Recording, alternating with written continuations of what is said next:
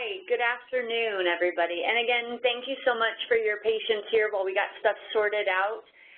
If time is a testament to how these trainings have been going, the past trainings have not taken the full time, so I expect that we'll still have plenty of time today to be able to get through all of the information.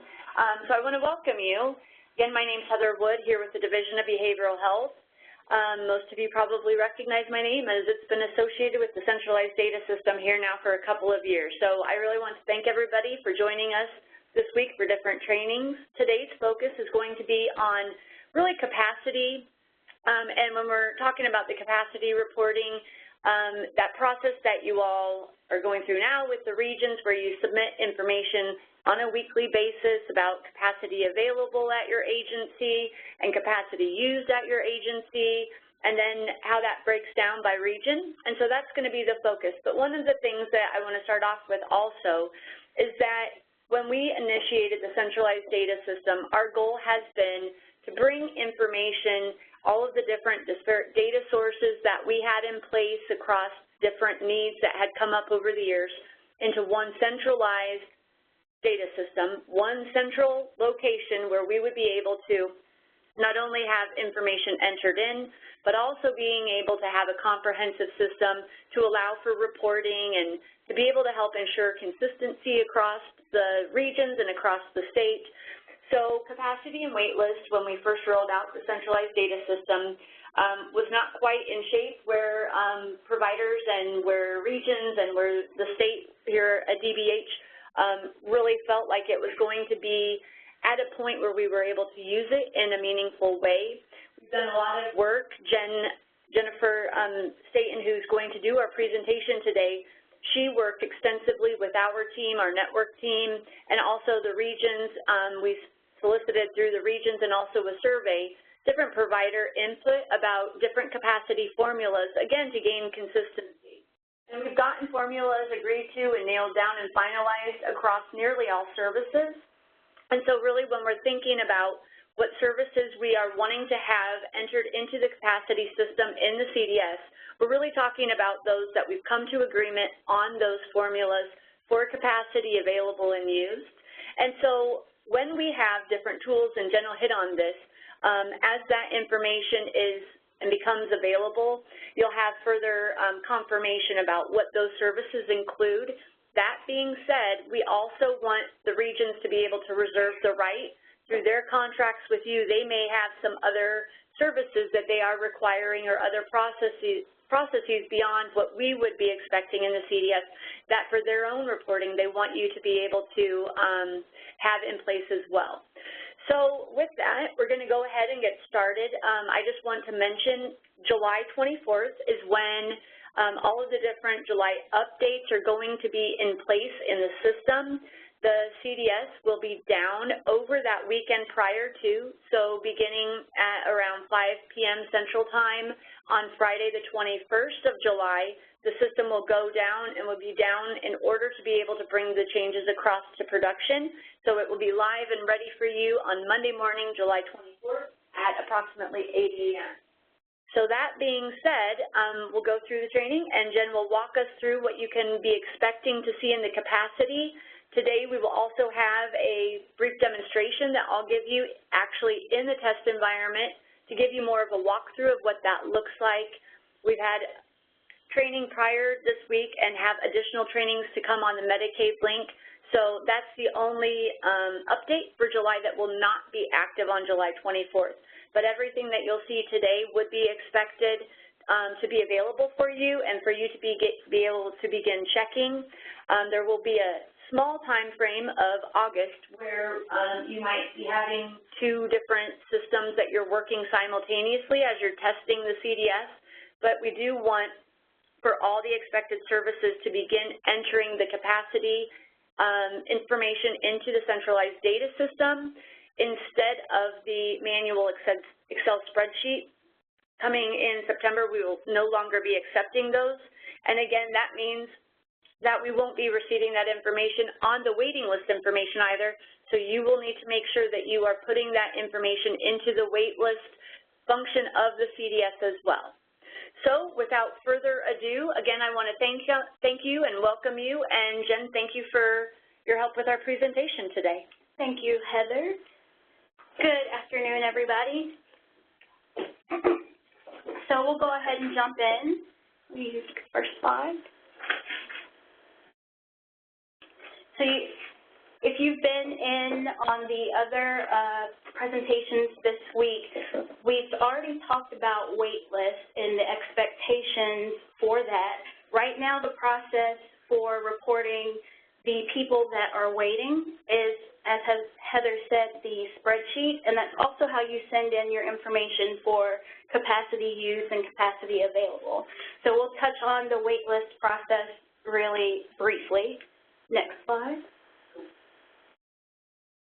So the current process, which will soon be the old reporting process, is the spreadsheet, where for waitlist you have a tab for your mental health consumers waiting for service and one for your substance use disorder consumers waiting for service, and it has to move from providers to regions to DBH, and at each level there's aggregation that happens, then there is sending to the next level, then there's some more aggregation that happens, and then sending to another level, and we have it at the state, and we aggregate it again, and then we send you a report back.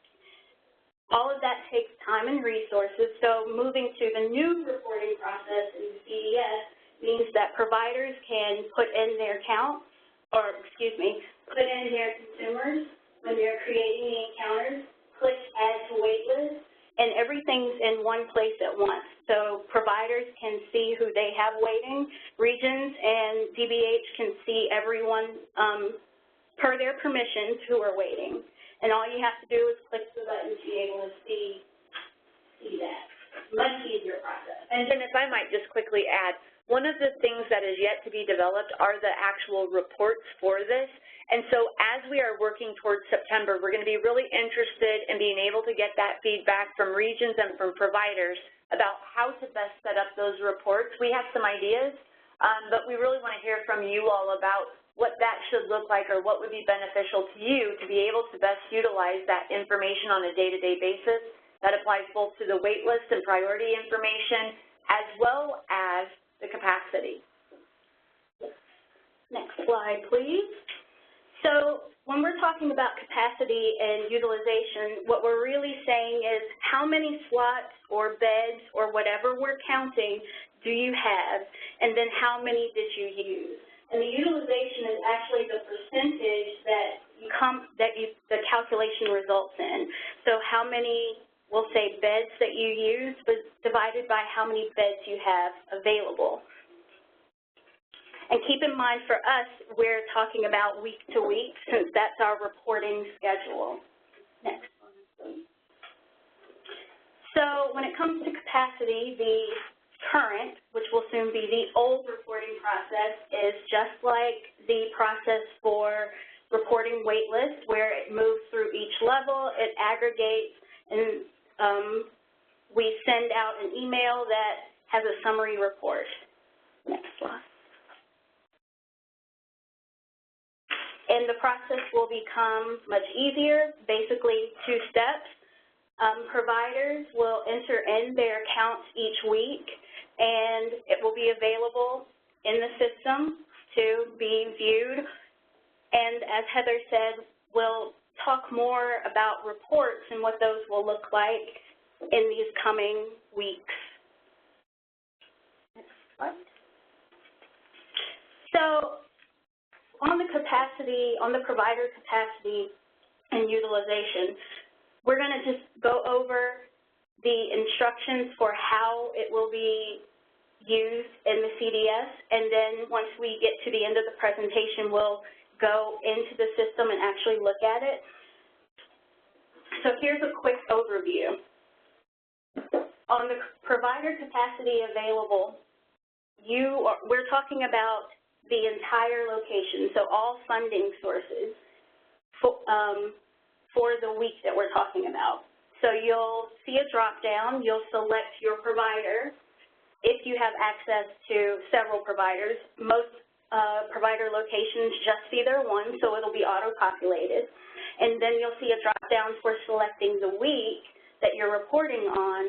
It defaults to the current reporting week, but if you need to make changes to previous weeks, you would go to that drop-down, pick the week that you intend to put values in for, and click OK. And then you will see if it needs to repopulate, you'll see it refresh, and then you can put in the fields the number of whatever it is that we're counting that were available for the week and the number that were used. Besides those two entry fields for each service, there will be an auto calculation of the percentage utilization, but do double check that that is correct, not because the background calculation of the percentage is wrong, but to make sure that you keyed in the values that you intended to key in, because agencies who have many services, I'm guilty of it myself, fumble fingers as I work through stuff. So use that percentage population as a double check for your values being correct.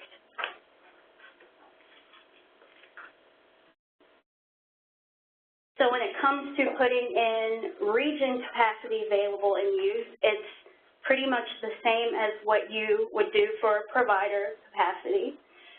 For region capacity, if a provider is contracted with more than one region, they'll see a section appear for each region that they are contracted with. And the process will be the same. You enter in your capacity used for the week.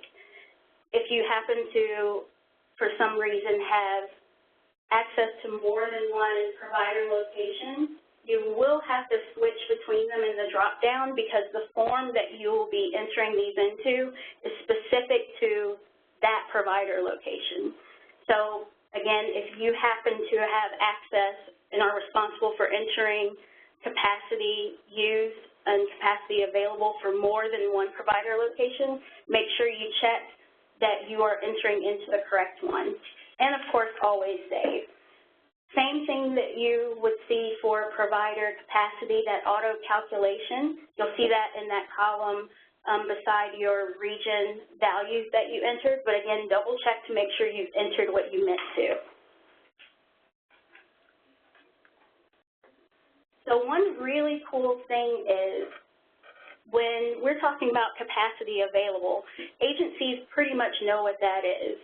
You know how much of whatever it is that we're counting that you have available for the year on any given week for that service. And when it comes to your region contracts, you know what you already agreed to, so that's what you have available for the region. Because those numbers are static, they will auto-populate week to week once you enter them the first time. So you won't have to change those unless something happens to your capacity available. I would advise that each week as you're entering in your capacity used, that you just give them a look and make sure it's still correct. And those fields for capacity available are editable, but again, they will auto-populate with whatever you put in the week before just to save you a step of having to key it in every time. So some examples of reasons that a provider location or the region might have to go in and change capacity available is if you have adjusted your region contracted amounts, if you've had changes in funding from other funding sources, because remember that capacity available for your agency or your provider location is everything that you have available regardless of who's funding that service. And one thing that's come up, and there's a question that's come in, and if you have questions, please feel free to type them into the chat box as you have them, and we'll try and address them during the presentation or at the end. But the question that came in is if there's not a formal annual contract with a certain region, but you use letters of agreement, will those regions show up so that capacity can be entered as needed for those cases? And the answer is yes. That being said, it needs to go through in advance that letter of agreement, which then details the time period of that letter of agreement. That information is loaded into the electronic billing system, and the electronic billing system is what each day will have a feed of information that is input into the CDS that continues to keep those contracts and those service selection options by provider location for each region updated. So as long as you're making sure to do that ahead of time and allow enough time to get that all processed into the EBS, it will flow across to the CDS and allow for you to be able to do the capacity entry for that service where there's a letter of agreement, as well as have that service for the TADs to be able to be utilized as well. That's a great question. Just to get back to what's on this slide, one other reason that you might have to update that capacity available field is if there's an increase or decrease in your staff that impacts your capacity available. For example, if you lose a prescriber for that particular service. So we're going to take a quick look within the presentation itself at what we will be showing in a live demo at the end of the presentation. So the first thing that you would do is go over to the chiclets that expand, and you would go to the bottom and click capacity. And this also happens on the same weekly schedule that you submit your capacity and waitlist spreadsheet, which is all in the CDS now. So the time frame hasn't changed. So as I said earlier, at the top of the form, you'll see some instructions. You'll see your provider location, and there's a drop down there. Again, if you have access to reporting for more than one location, there's your drop down for the week of reporting. You will see your list of services, and beside your services, there will be a field for capacity available, capacity used, and then that column of auto calculation. The double arrows that are beside the provider location in region 1 on that top dark blue row allow you to collapse and expand those sections so that only the % used will show. That way, if a provider happens to be contracted with several regions, you don't have to scroll across the entire screen to be able to enter in your values. You can just collapse the sections that you've already completed. Okay, next slide. And if you'll look here, this particular provider has contracts with 3 regions for these 2 services. So their 3 regions are here, and then you see their services listed down the left. And pay attention to this empty space here that's in this greenish yellow. It indicates that the provider is not providing that particular service for that region. So there's no fields there, and therefore no expectation that anything would be reported. But because they offer the service for the other 2 regions, they would be required to put in their values for that service for those regions.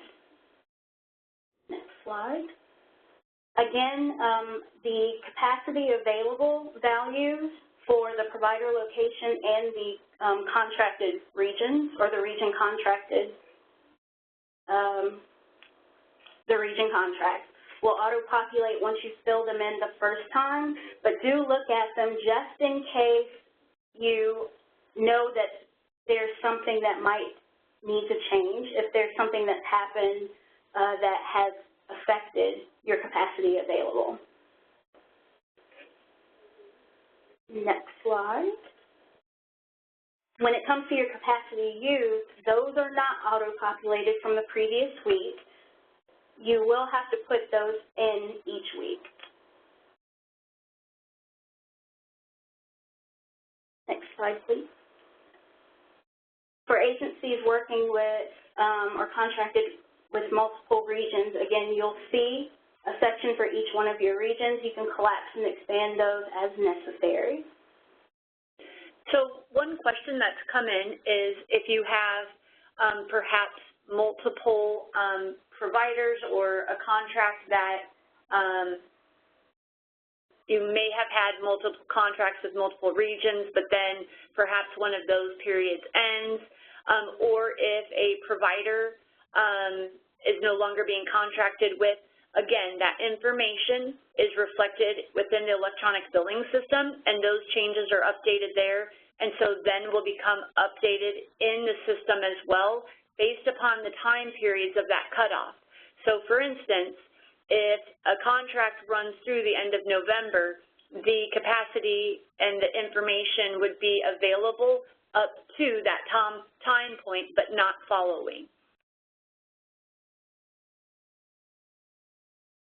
So yes, if there is any sort of change in contract, such as the letter of agreement, during the time period that's indicated for that letter of agreement, those areas to enter it would populate. However, following that period of time, they would then become blank again, like the area that Jen had indicated in the green earlier. Okay. So, again, if an agency provides multiple services, you'll see a longer list, and you'll just scroll down and type in the values. The list of services appears in alphabetical order, which should make it easier to enter in everything, and this will be mimicked on the document that we're going to provide to aid in calculating capacity use. And as Jen mentioned, you can hit save. There might be multiple people who actually play a role in reporting this information by the different service types. So each individual responsible could come in for the week and update their particular service area and hit save, and then all values would continue to be represented there as they get added. One other thing to take note of when you are working with your capacity forms and completing them each week is that the services you expect to see are all there. Since the information is fed in from EBS based on what's in the contract, what should be showing up is every service that you are contracted to provide. And if you notice in your review of what's on the form that anything is missing, you'll want to let us know. And you would do that through, again, the contract and working with your regions and working with the network individual who handles that contract so that that way it can get loaded into EBS. If it is blank, for instance, for the letter of agreement, that would be our first check, is just making sure that it's entered into the EBS so that that way it would populate in the CDS.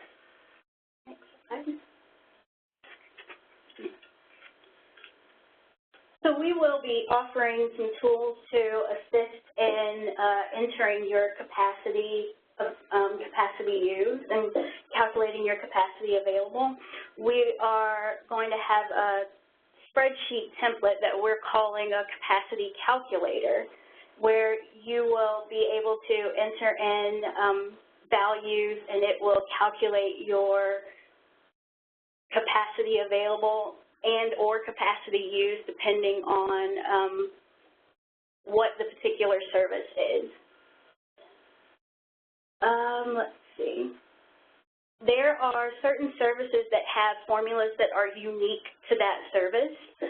So they will have the actual, what we're calling a calculator, where you would not have to go and apply the formula yourself unless you want to. And you could use this tool to figure out your capacity available. For services that have just a flat count, like residential services or bed-based services, where it just is what it is, there's no formula for those, but they will be listed out so that you can use that as a tool to check your percentages. But keep in mind, there's no expectation that this spreadsheet is something that you would send in. CDS is where you're going to capture the information that you're reporting. This is just a tool to aid you in checking your information that you're going to report, checking those values. And as always, there's the user manual. You can refer to that. This information will be available in there when we make those updates.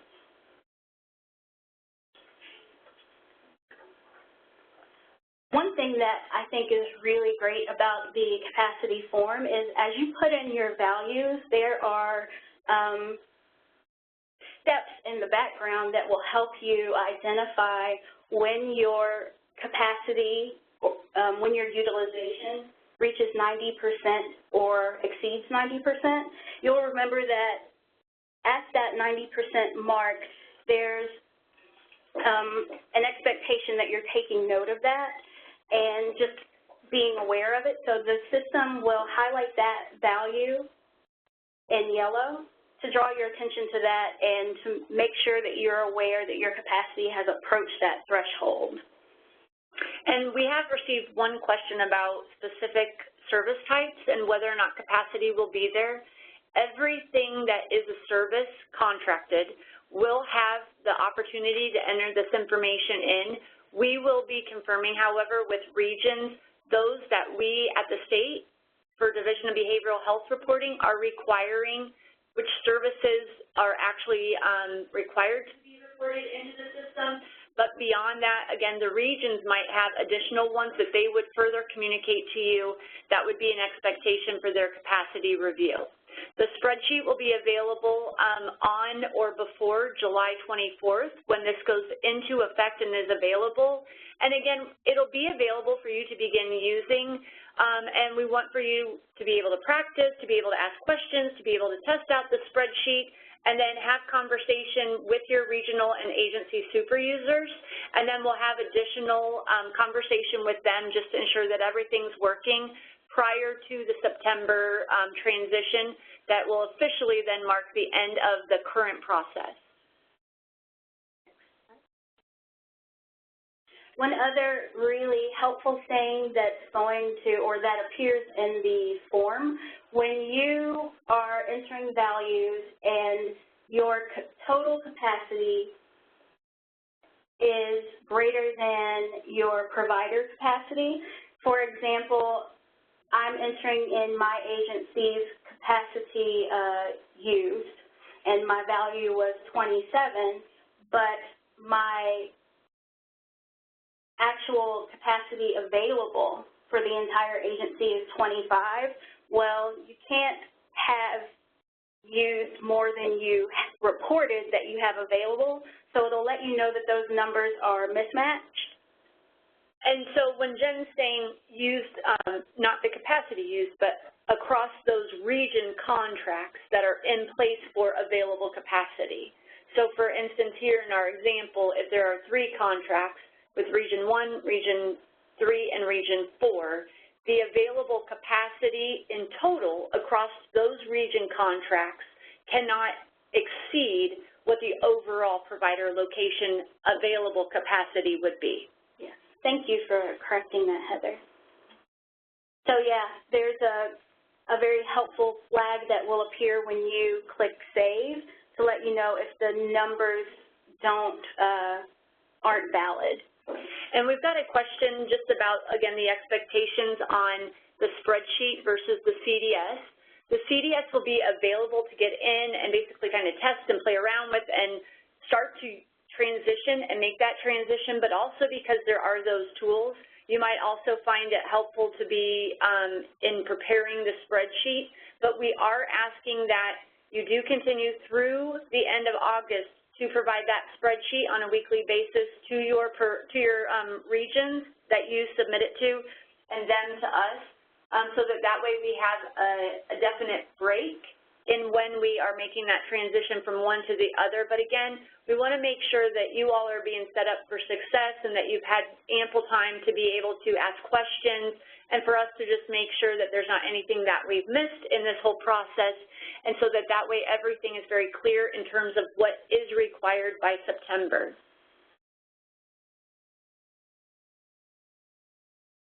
So we got a question. So it's about the capacity for the region cannot exceed the agency capacity. And the thing here is that this is on a weekly basis. And so if you have 25 beds at your agency available for the week and one region has 25 of those, and you have another region that might have typically had some type of contract, but it's not expected to be used, that we would want you to make that adjustment for that week then, that even though you have a contract with that region, that contract would not go away, but because another region might be using all of the available capacity, that would then prevent you from having any available capacity for anybody else, because your total agency capacity across all payers is your total agency available, whatever it is that that has. And again, while typically that remains static, you are able to change that value from week to week should you need to.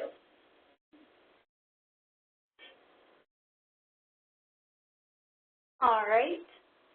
So topics for regions and providers to discuss before September. That way we do have that clean break when everybody is entering their capacity into the CDS. Are there other services that regions are requiring providers to report capacity for? Are there services where capacity use is the only actual value that we need? There are some services where it might not necessarily make sense to calculate a capacity available, but we would want to know week to week how much was used or how much occurred. So this could be a place where we just track that and look at change week to week between of those values. So looking at a trend. Are there reporting needs for waitlist, and what are those? Reporting needs for capacity, and what are those?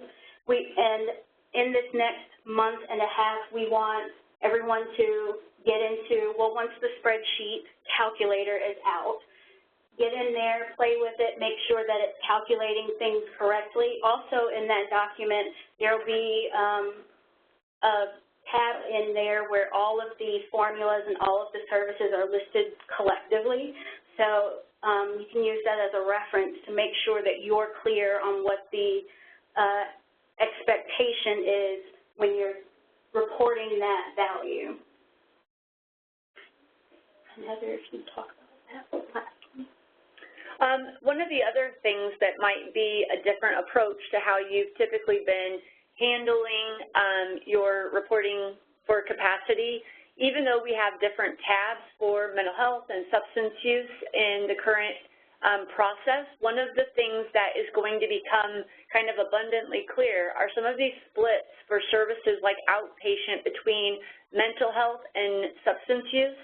And so in the EBS, there are distinct funding sources because it ties back to our block grant funds, and those still come to us separately, even though we file a uniform application. The funding streams themselves still have to be accounted for independently. And so the EBS is set up with like an outpatient mental health funding source and then an outpatient SUD funding source. And so you will have buckets of money potentially in both of those. And so as we continue to work through this, I think it's really important to just note and to remember that as we move forward in this process, we're going to have to kind of work out some of the kinks because it is a different approach and a different process than how things might naturally be structured within your offices or within your agencies today.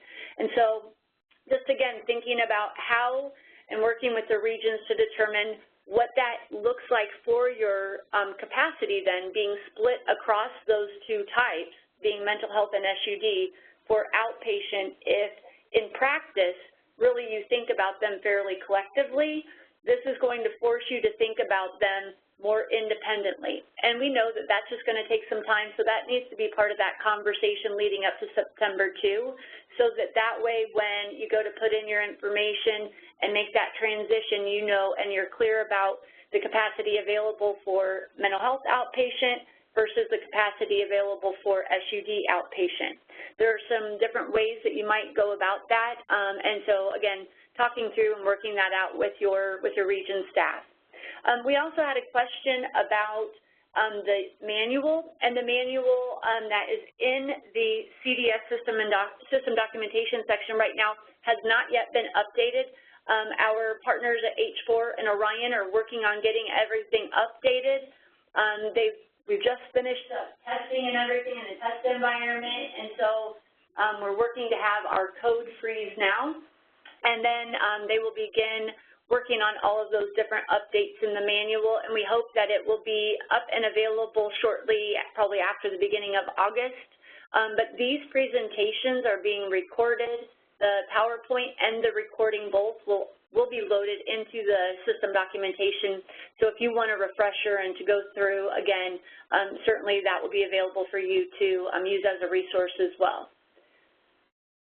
And there's a question about, will the link to the Go Live EBS be emailed on July 24th to providers? Currently, there's just a test system for EBS, and you will be receiving more notice about an instruction on how to access and how to get your user accounts in the production system. But I believe that similar to the CDS, the login is the same as you would be using not only for the CDS, but for both the test environment and also the production environment. So be looking for more instruction and more updates from the DBH fiscal team. Pat Roberts has been leading that up along with Karen Harker, and so they will continue to send updates with those exact instructions for July 24th. And there's a question about agencies that have multiple sites or locations, and if the system requires you to report on each office separately. And yes, that's another way that it might be different than how you're currently kind of practicing or sending in your capacity reports. But yes, how the system is set up is, again, based on those service locations. And so each location will have an agency available capacity and used by that location.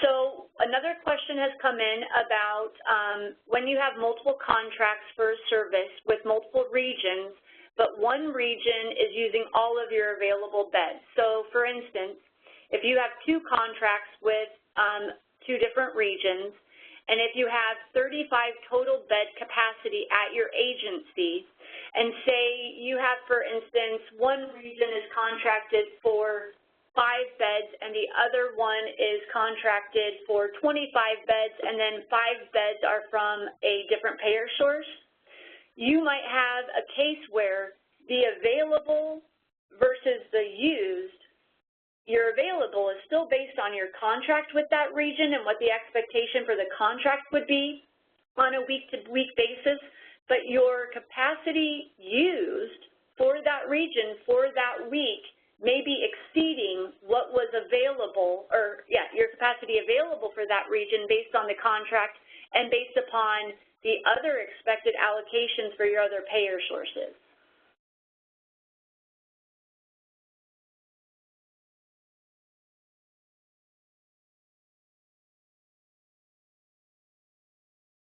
So as Heather mentioned when she was answering some of our questions, you can always get to the training information and other documentation by clicking your name in the upper right-hand corner in the CDS and selecting system documentation and training in the drop-down that appears, and it'll take you to this screen, and you can find videos and tutorials there.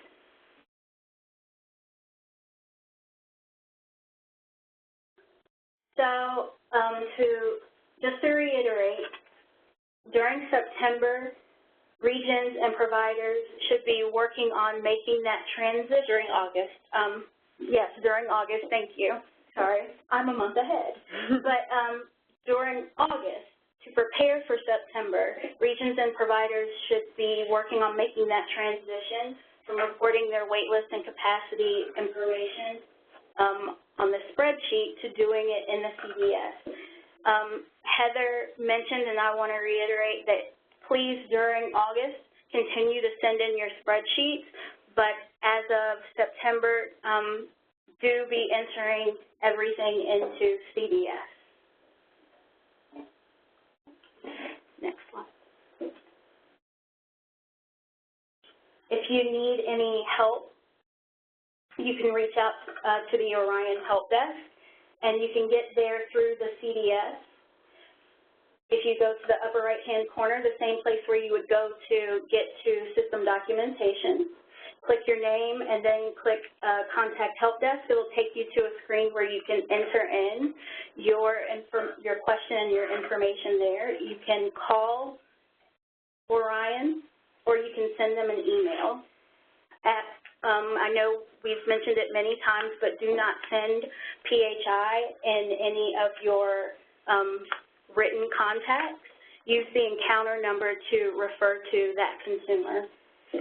You can reach out to your agency or regional super users, or you can contact us at the division. Heather and Bob would be your best resources. Okay. And I would just note that our emails are there, and it's likely easier for us to be able to get a response out to you that way. But really, in sort of order of likely timeliness, the first option being that contact help desk, because there are things that do get routed to our contractor, and so going that route first tends to be the most expedient for being able to get to a solution. Or your agency or region super users are great resources to be able to tap into as well. They certainly are system experts and can be counted on to be able to help you address your questions as well.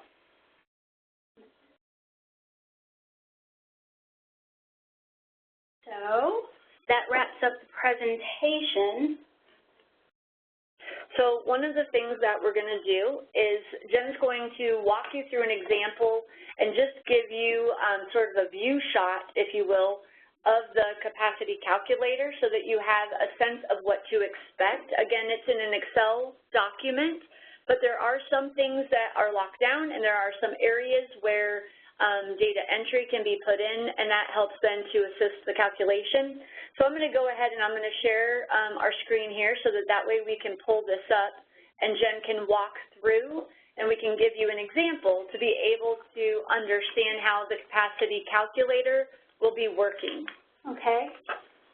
So this is for a service that has a unique formula for getting to capacity available and capacity use. This is a professional partner program. So last fall and through this year, regions, providers, and the division worked on nailing down a formula which reflects what capacity really means for professional partner. And the formula that was landed on involves looking at funding from all payer sources, funding from your region, and looking at the case rate and dividing it by 12 to get how much would be available for that time frame. So that's sort of a complicated formula to have to process through, and this was one where we thought, okay, let's put together a calculator to make it easier for providers and regions to get to what would their capacity available be. So I made up an example where this particular provider has $250,000 from the region, and they have $150,000 from other professional partner payer sources. For the fiscal year, the case rate is $850. So when we put that in, it auto-calculates that the provider location has a capacity available of 39, and that for the region, the capacity available is 24. And those numbers auto-populate in the table here, and you'll notice that it mimics the setup of what's in CDS. Now, these fields are locked down because it's a calculator and the formula is programmed in there. These fields are editable, but these two down here in gray are locked. They are connected to what's here in this table, but all of these fields here are editable so that you can put in whatever it is you need to or do your own formula calculations, whatever it happens to be that you want to use the sheet for. But just remember, if you make any changes here, they just aren't connected to what happens here. It just means it won't auto-populate anymore.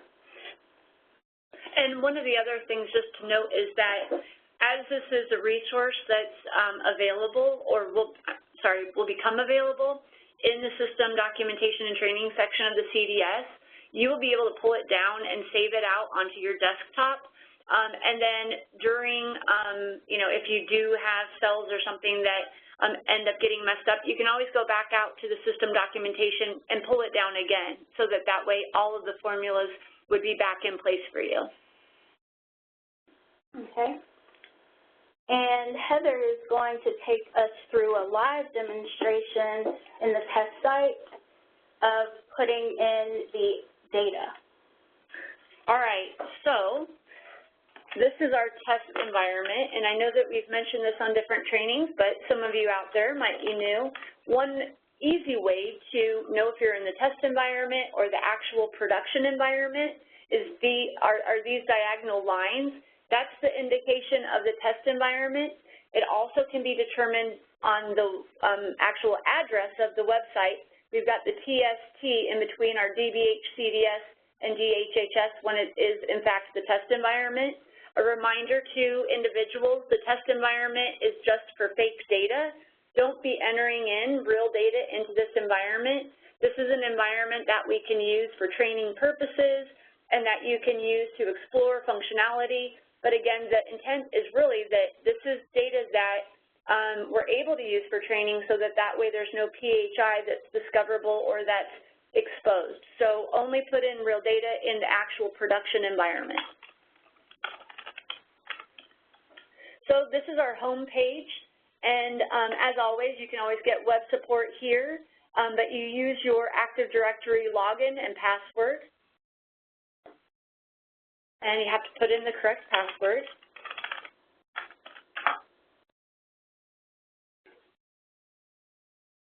All right, we'll try this again.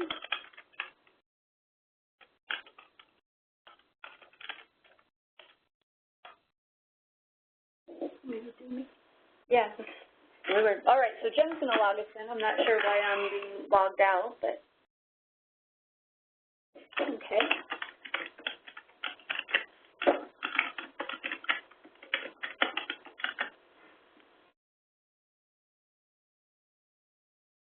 All right, thank you, Jen. All right, so what we're going to do is we're going to look at and see actually in the test environment what you can expect beginning on July 24th to be in your production environment, and that has to do with the capacity. So all of these different chiclets, as Jen said before, or different menu tabs give you indication of different things that are available to you within your system. So here we've got the capacity available, and the instructions read, select a provider location and reporting week. So here we have provider location to be able to select from, and then the reporting week. The reporting week falls Monday through Sunday. That might be off from maybe what you have previously used before, but again, thinking in alignment, wanting you to transition to this time period for that reporting purpose.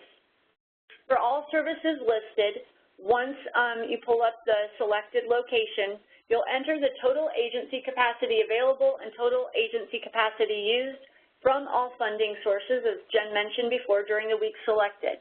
You'll also enter in the information by each region contract for capacity available and capacity used.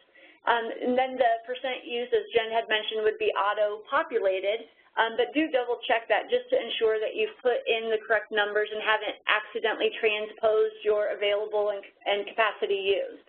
So we'll just select an example here, and I'll use Blue Valley. So this Blue Valley location has a number of different services available. And so you can see we've started just putting in some different numbers here, but we would actually grab then our reporting week. So if you're going in that first week to try different things, these are going to be based off of those fiscal year 18 contracts that have been loaded into and are being loaded into the into the electronic billing system, and then are being loaded into the CDS through that process of the electronic interchange. So as you can see, we've got one region who's contracted with this provider location, and then we've got the different services that they've got provided there. We'll give another example. And so here we have one that has less services at the Box Butte General Hospital. But again, what you're going to want to do is just make sure that as you go into that location, you are able to see all of the service types that you would expect to have contracts in EBS and then would carry over to the centralized data system. So we'll do another example.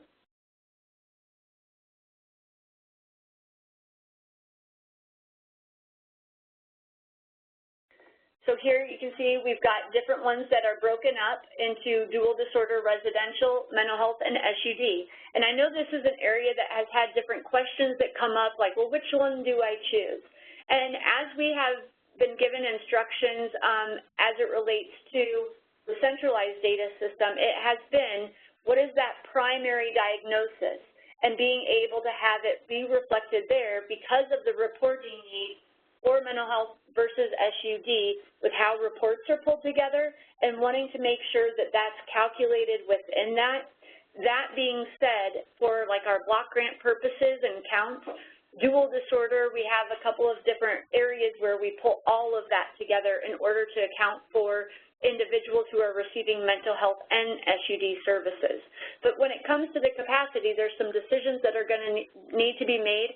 So again, we want you to talk with the regions about how to best do that based upon how your contracts have been set up. And my menu is a lot longer than I know all of yours would be, but so we'll just do another example here where we can come up with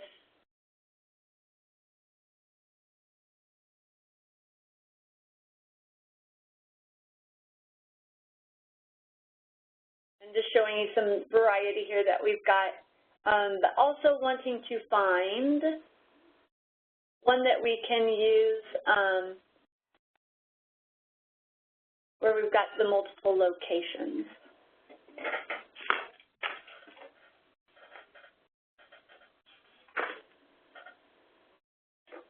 All right. All right, so we'll use this example that we had used in the PowerPoint presentation. So a couple of the different features, again, you'll want to select the location that you've got, and then you'll want to select the week that you're reporting for. If you go back, which you could very well choose to do, if you go back to previously selected weeks, that would be based upon then your fiscal year 17 contract if it goes before July 1st. But beginning with the July 3rd, that's going to be reflective of your fiscal year 18 contracts. So as you look at the screen, we've got our provider location, we've got the week that we've selected, we've got our agency or provider location capacity available, and then the capacity used. We've got 3 different regions, and so again, where we talked about the example being that we have more that have been slotted here, and so again, going back to the example and the question that came up. So if we have a capacity available of 25, and we have contracts with regions 1, 3, and 4, those totals should not exceed 25. If we create where it actually exceeds that, we're going to get an error message because what is available for a region or a combination of regions in a given week cannot be more or exceed that capacity available because it is all of my available capacity. So we could not expect that one single payer source would exceed that because I am the total and each of those contracts would be sub-part of my total agency available. That being said, I might have, for each of my regions, has a particular amount of available capacity based upon the contracts. So here we've got 24 of those beds accounted for through my region contracts, and maybe I have one more bed that's on reserve for another payer source. But based upon my contracts, for Region 1, I've got 2 available beds. For Region 3, I've got 10 available beds. And for Region 4, I have 12 available beds. When you go in and you do your capacity used, for Region 3, they may have actually used 15 of those beds this week, but Region 1 may not have used any, and Region 4 may have used part of theirs. So overall, I've got capacity for Region 3 that the percent used exceeds 90%, so it's highlighted here, and exceeds what has been contracted to be available for them. But across the agency, you can see I've got 24 that have, oops, I'm sorry, I've got, 24 that have been used. And so then when I go to put that in, my overall agency capacity used is 26. And this is where if I did in fact have, the one additional one, whatever that use would need to also be indicated here, not just those region contracts. So again, just to go back through this example, so here I've got 2 for Region 1 available beds, 10 for Region 3, and then 12 for Region 4 for a total of 24 available beds. However, I have one other bed that is available for another payer source, which gives me an overall capacity of 25. For my overall use, I have 0 for Region 1, 15 for Region 3, and 9 for Region 4, giving me a total of the region capacity at 24. And we'll say for that one additional bed, they did not use it, but maybe they had, and so I would be at my 25 out of 25 and 100% capacity for the week of July 3rd through July 9th. Then I would go in and I would do any other updates. My information has come across for the capacity available, both at the provider as well as the region levels. You can see here for social detox SUD, there would not be a contract in place for Region 1, but there would for Region 3 and Region 4. So there's no expectation or ability to enter any information in for Region 1. If I had a letter of agreement with Region 1 for a given week or for a given time period, those weeks that would be impacted in that time period would allow for the entry of that information for that time period for that region only. So as we go through, we'll just put some numbers in here, and we'll say that the capacity used for Region 10 out of, or Region 3 out of the 10 that they had, this is one where we'll say that there were 8. And then for Region 4, out of the 15 that they contract for, they only used 2 this week. We hit save, and I've got, again, a usage that's exceeding 0.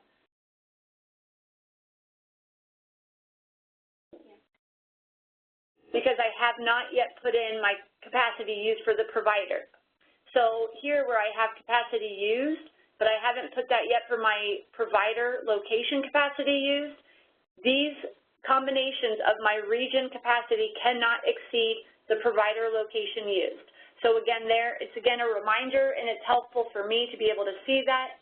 I might have another payer source, so while I have 10 that have come about from Region 3 and Region 4, I don't contract with Region 1, but I might with another payer source for 20 additional units. I hit save, and I've got my calculations for each of the different areas. So I've got an overall percent used at my provider location of 66.7 for social detox. I've got 80% used for Region 3 and 13.3% capacity used for Region 4. So I hit save, and everything there is saved. If I go then to the next week, again, note my capacity available, 25 and 30, and then my region capacity as well. When I go to the next week, It's going to carry across. I don't have to enter that information in if no changes have occurred in my available capacity or in my contracts with those regions. So I would simply update then whatever the capacity used for each of these areas was. We'll say here we had a little bit less of the capacity used across the board for this week, and we hit save. Another person's able to come in, do social detox. They've got the information here that they put in, and this information then also gets updated. And where, again, it is at 90% or over is where that highlight and that attention to that area is going to come in the form of that entry. Again, it serves as a double check, but again, from week to week, if you continue to ride that highlighted 90% or more, that's where we would want to be able to engage in conversations, ensure that capacity does exist as needed, and that there is sufficient capacity for consumers to be able to have access to that service.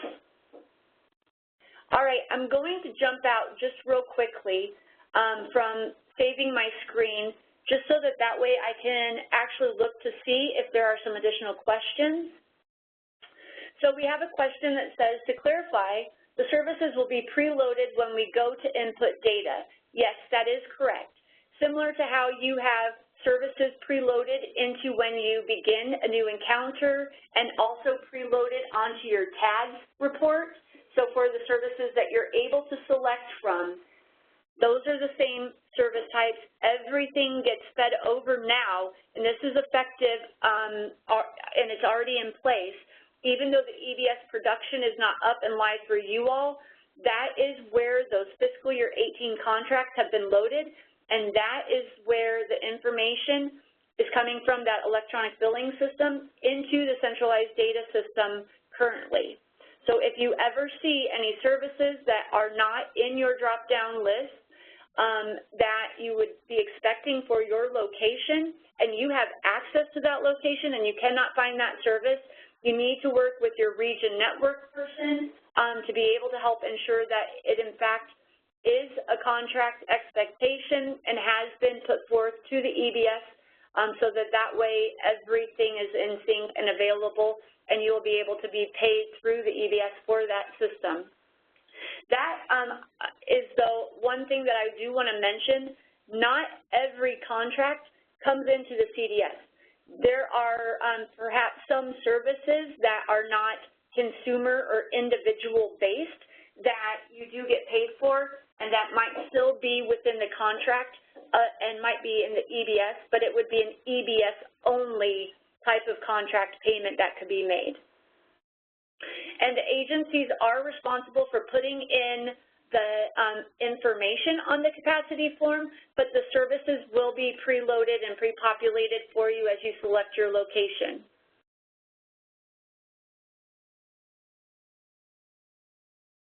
So if there are updates, you can make those updates at any time. And this is one of the really nice features about this, and also one of the great benefits of moving towards a more electronic system versus the current Excel one. Currently, anytime any updates were made, and I know that there would be regions who would be waiting on maybe 1 or 2 providers before being able to send up their aggregate, this allows for regions to have access to and the state to have access to information for what is available already. In addition, providers can go in, and if they find out that, in fact, their records show that there was an error in what was reported in a week that had already been reported, you can go in and you can make that update, save that, and then that will be what then gets generated into any reports moving forward so that that way it's accurate. The question is also, one of the regions is asking a question about if the provider should notify the regions if there has been a change, and I leave that to the regions in your contract expectations for the providers. Different regions and different provider networks have different expectations where that go, and I would default to what your current standard is for that notification. But just again, knowing that providers have the ability to go in and save that information so that that way way their regions and any reports would then be based off of that accurate and correct information.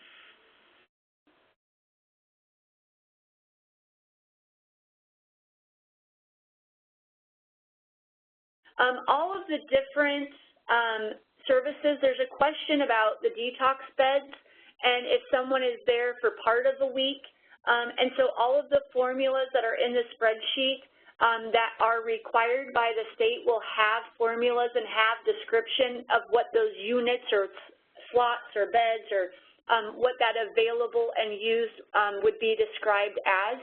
So more information related to those formulas and the details of them will be forthcoming in that spreadsheet. There's a question about if this training is going to cover waitlist. We can certainly touch on some things, but we wanted to make sure that capacity was effectively covered. And also the waitlist portion, outside of just, again, reiterating that the waitlist process using the manual spreadsheet, similar to capacity since it comes in together, will be expiring at the end of August. And the expectation will be that the waitlist functionality in CDS will allow for all of that information that comes and is reported to us through the CDS and through your use of the waitlist in the CDS. If there are specific questions on the waitlist, while we have the test environment up, we can certainly handle any questions that you have on that. If there's a reporting error that occurs, yes, you simply, on the capacity form, would update that field and hit save. It does not have to be a whole new entry. In fact, if you go back and select a week that had previously been completed, it's going to hold all of that information. And that's one of the other things that's really nice is each week, in effect, becomes its own entry form. And so all of that information is retained unless there is an update that's needed, and then you would just simply change that value cell that would need to be changed or those cells, and then hit save, and then the rest would stay in place as it had been previously entered. So there's a question about the waitlist requirements and who that applies to. And as I don't want to speak from just like a network or a region perspective as the CDS and what's available and what's an option allows for more than might be expected. That being said, the federal requirements for waitlist are very specific to priority populations. However, we at the division really would encourage and really want information for anyone who's waiting for a service type to be entered into the wait list. That way we have understanding about who's waiting for services, if they are or are not part of a priority population related to either those mental health priority populations or related to those substance use populations, and making sure that we have an understanding of how long folks are waiting if they are in fact waiting for admission into a service. And that would be across the board. Certainly it is absolutely required for priority populations and for substance use services, including short-term residential, but we really would like to see any type of wait information for any level of care where there is in fact a wait to be able to admit into service. That helps us as an overall behavioral health system understand any needs across the system. It also helps your regions to be able to plan for any new or additional capacity that they may need to be considering either for the current contract year or for the next contract year.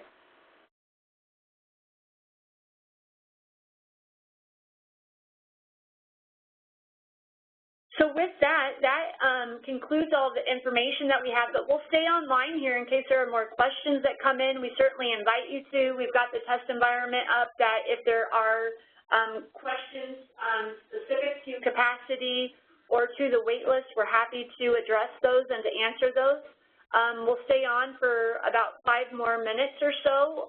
Unless we continue to get questions, we'll stay on longer.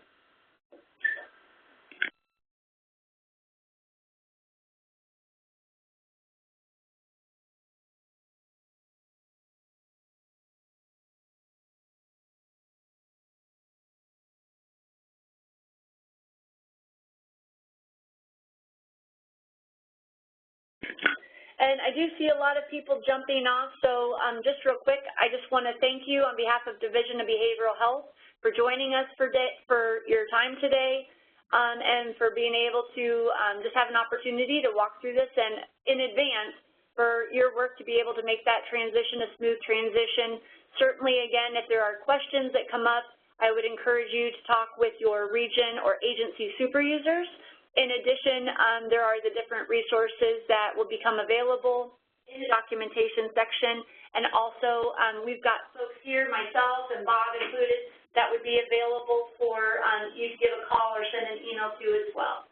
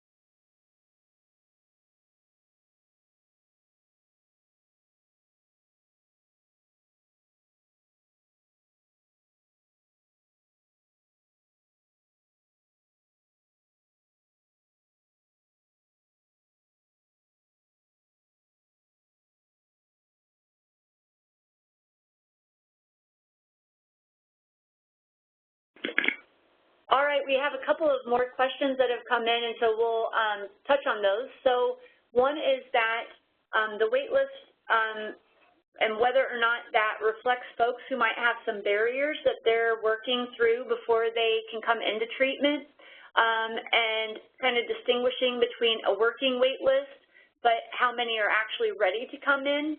And so folks might remember that there are actually a couple of different date fields with the actual wait list screen. And so I'm going to pull that up real quick so that way you can see this. So if we've got somebody that and I'm just going to real quick see about trying to find a case that we could use. So we're going to just, again, this is test environment, so fake data, but this waitlist service confirmation date would be for those individuals where you know that this is and has been confirmed to be that appropriate service. And this is a field that even if they didn't get placed on a wait list, but when you do an admission, this field is also going to be there. And so that is when you know that this is the correct service, that assessment has been done, the knowledge of the appropriateness of this level of care has been confirmed, and you're placing them on the wait list in this example. So you put in that wait list date. So we'll say that, in fact, we're putting them on the wait list today, but then when we have a delivery of the federal interim service delivery date, I might not yet know that, but I might have had an assessment date of yesterday, which is when I got that confirmation, but I had a referral, and there were some different barriers that had happened, including the fact that they were incarcerated and would not have been able to come into service yet at this point. But I got a referral actually on the 1st of July. So there are those different dates that might actually come into play there. And also, we would want to be able to put in what we have for an engagement service in the meantime. And so while they are waiting, we'll say actually that they've been in jail. So that would be one instance. I'm going to go ahead and I'm going to create a new encounter so that you can actually see the new version also of the wait list. So we have Mr. Waiting, and we'll say his date of birth. And because we know that in past entry, We ran into a lot of data issues when it came to date of birth entry. This, along with Social Security number, continue to be two areas in which we have double entry, and that helps tremendously with the data integrity. And we'll say that this is for halfway house. So as we add to the wait list, and we have these different fields that populate, so we're adding him to the wait list today. And as we do that, we're going to put in that we've got an assessment that, again, we had confirmation of the appropriateness for this, but again, we had a referral, and it was actually back in June. And we will say that it was from a court referral, and the interim services are actually also being delivered today, and we've gotten confirmation of that. The engagement service that we've got here right at this point is not applicable, and so we are expecting that and have offered an admission date of the 20th. So we can put in all of that different information. Our primary funding source is going to be state behavioral health funds. We add Mr. Waiting to the wait list. We now have a tab on the left-hand side where we can go in, and any of those fields that we need to enter, we can update those. Okay, well, it was supposed to be delivered today, but they couldn't actually do that, and so it actually ends up happening at a later point. We can hit save, and it's in the future, so you can't do that because, again, we'll run into that issue. But say it was actually in the future and we could update that field.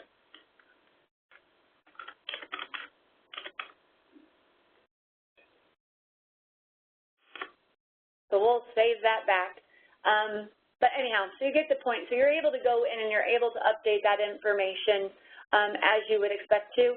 As well, there is the contact log, where you can actually put in then each of those contact dates and if there's been an offer, what the response was, and notes.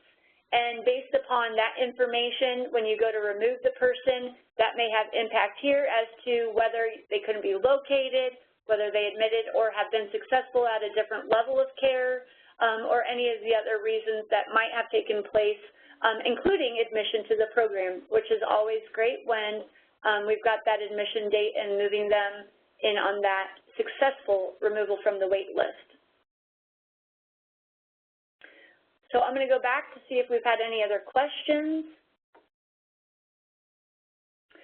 One question about whether or not to include folks who are or are not region eligible. The CDS, by and large, really is based around our region to provider contracts. We have some state contracts that we have in place directly, but again, the wait list expectation for who is put on that are those who are region eligible. That being said, you may not yet know, and you may need to be tracking them on the wait list. You might be waiting for confirmation from Medicaid status, and so it would be safer to go through this process with the wait list, ensure that federal interim services are being delivered, and that your standard operating practices around that and those best practices are in place. You can always remove them and have a note that that's because of Medicaid eligible and change that payer source to remove them from the CDS as well.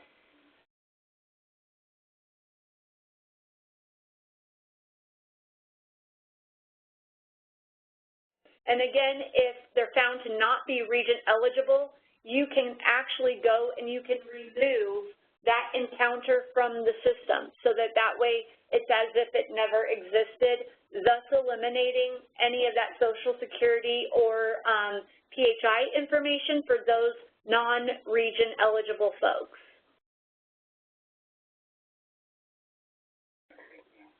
There's only one wait and referral list per agency location. Again, everything, including when you start the encounter, is based upon that location. And so how the wait list functionality will actually be is by that location.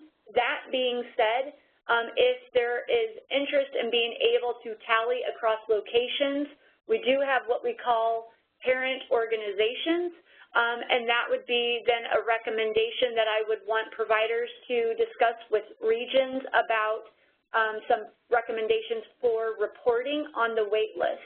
But each individual consumer is linked through their encounter selection at the very beginning to a specific location.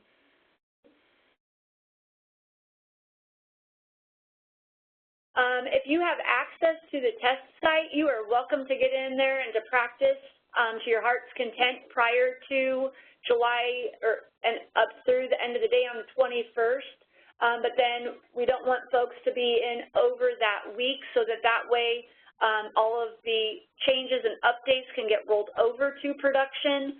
And so we ask that folks stay out of both the test environment as well as the production site so as not to disrupt that process.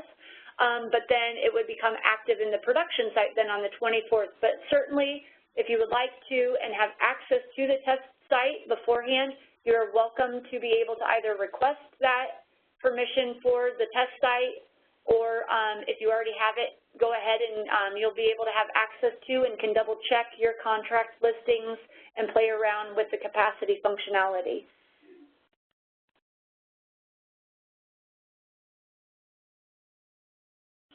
All staff who have access to the types of security permissions about like data entry and also PHI would likely have that waiting list referral list type of information. If there are staff who are not to have PHI, then that would have been one of the security settings that would have been indicated when they initially got information that had been sent to us. So again, just check that information as it's been submitted to us. If ever there's a question, please contact Bob Boussard, and he can give you notification for any of the individuals at your agency and what their particular, and just confirm what their particular permissions are. All permissions go through an approval process with the agency super user or their supervisor to confirm that that is the most appropriate security setting for that user. And those can be updated through the process, and that's described in the system documentation as well.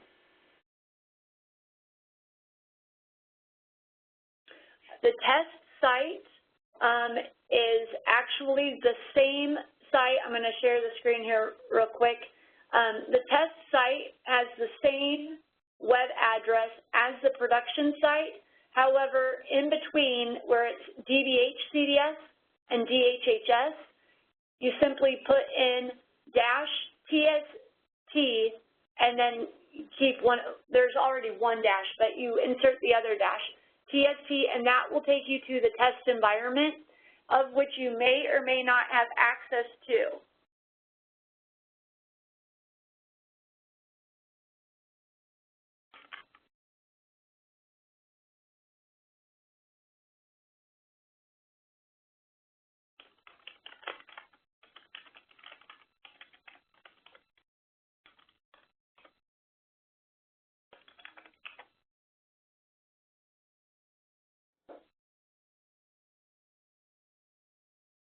So also, we've put out the test site, the link, so you can see that and copy and paste that. And what we all do is add that to our favorites so that way when we actually go to our favorites, we're able to just pull it up. We have it clearly indicated under our favorites menu as our CDS test environment versus our other favorite and most favorite, our CDS production environment. So I would certainly encourage folks to do that as well, so it's real easy to remember.